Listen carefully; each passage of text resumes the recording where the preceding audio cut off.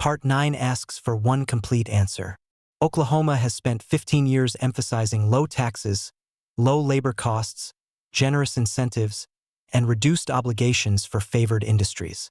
But the results have not delivered for Oklahoma families. Income growth is slower than the national average, major business rankings remain weak, and the shadow budget has grown while basic public needs compete for scraps. This article is not asking lawmakers to assume every incentive is bad. It is asking them to stop assuming every incentive is good. Before another dollar is protected, taxpayers deserve to know who benefits, what it costs, whether it changed a business decision, and what Oklahoma receives in return. The article starts with the burden of proof. For years, teachers, nurses, rural hospitals, working families, and public agencies have been asked to explain why they need resources. But companies and industries receiving public support often get a different standard. Programs continue because they have always continued, or because someone still calls them economic development. After years of disappointing results, that standard should change. Oklahoma families are required to prove they need help. Companies receiving public subsidies should be required to prove they produced results.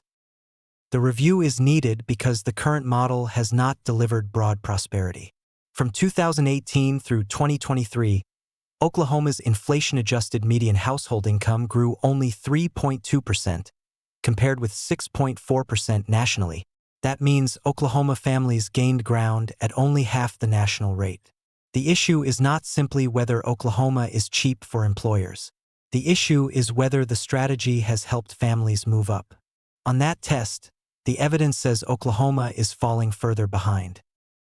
The shadow budget hides the trade-off.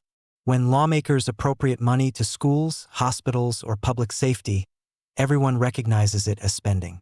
But when the state creates a tax credit, rebate, exemption, reduced rate, or set-aside, the cost disappears into the tax code. The effect on the public is still real. Every dollar protected there is a dollar unavailable for teacher pay, reading specialists, rural hospitals, career tech, child care, nurses, infrastructure, or broader tax relief for everyone.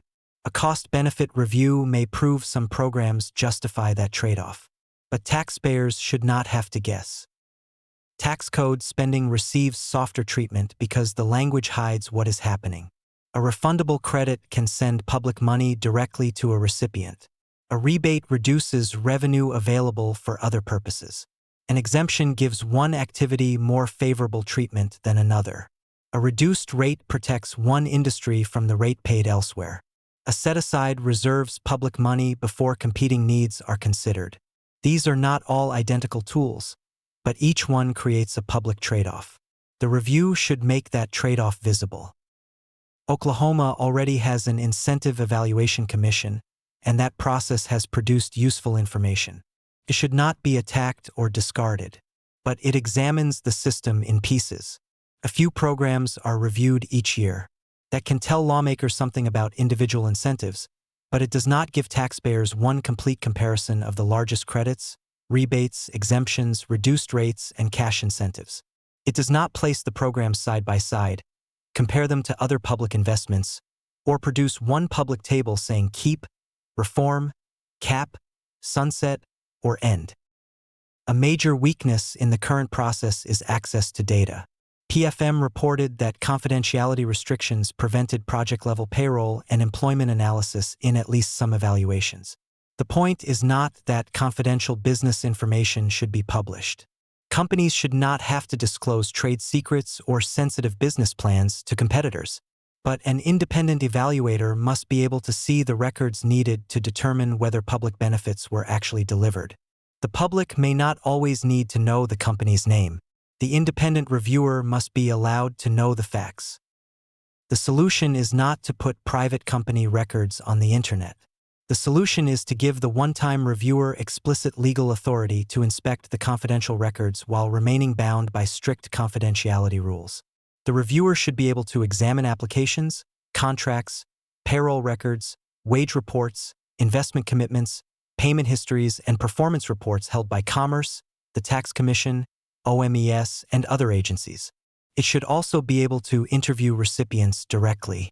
The public report can use aggregated, anonymized, or de-identified findings, but the evaluator must have enough information to verify performance.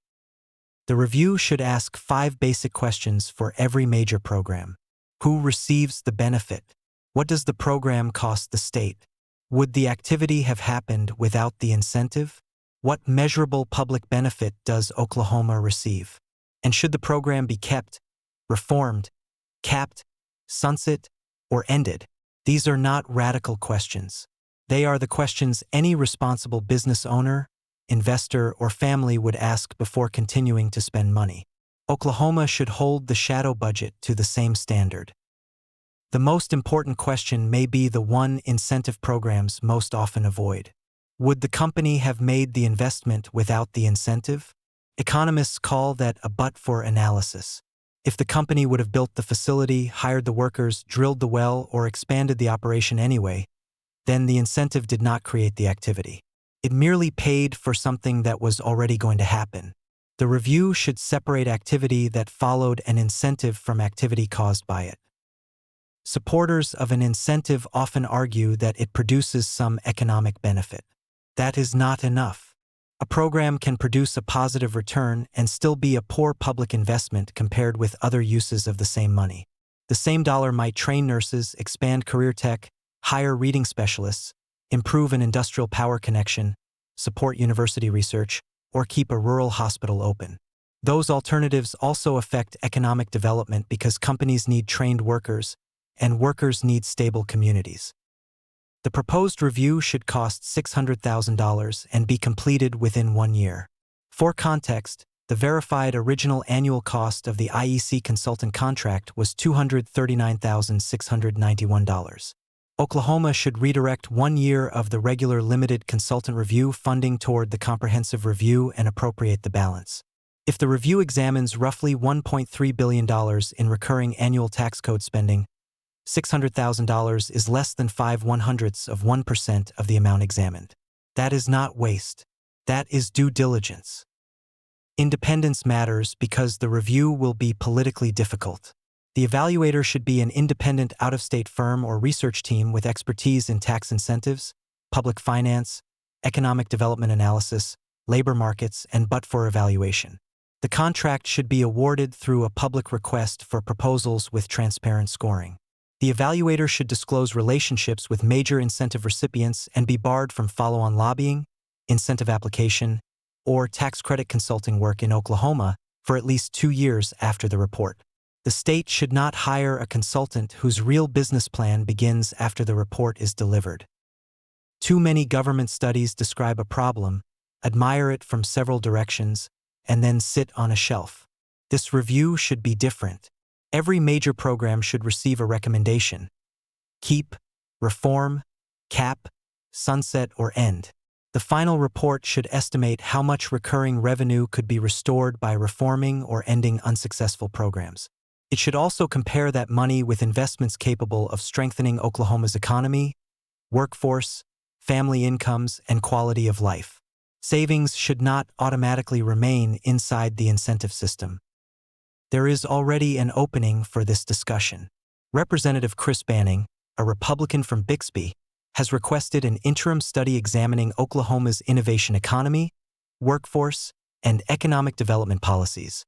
That does not mean he has endorsed this proposal, but it recognizes the right question.